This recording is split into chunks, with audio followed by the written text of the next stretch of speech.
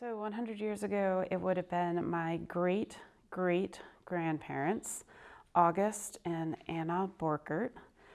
They purchased the land, and originally it was a dairy farm.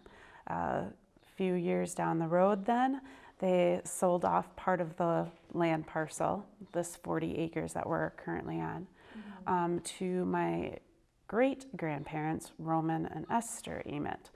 And then they raised their family here, all of their kids. They continued to dairy farm into the late 60s, early 70s. Where we're sitting, this was a 40-cow stanchion barn.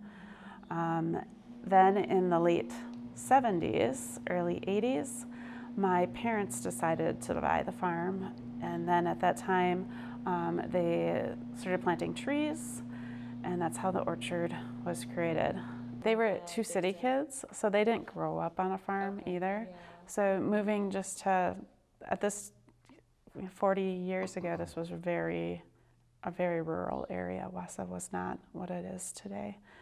So they had a lot to learn. We knew that it was getting up there in time.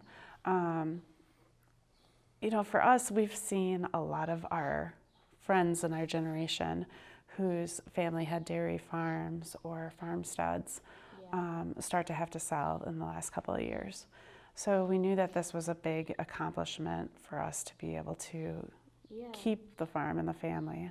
So we've done a lot of additions and remodeling. We're trying to make it a reflection of our personalities, yet complement everything that my parents have worked so hard to do and the heritage of the farm.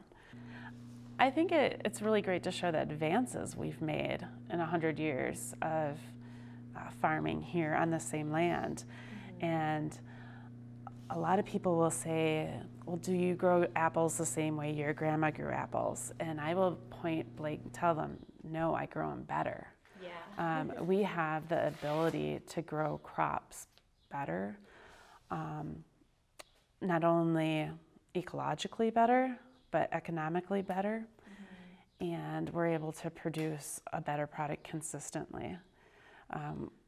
Our land here, if my parents had chosen not to take care of it, I wouldn't have been able to stay on this land either.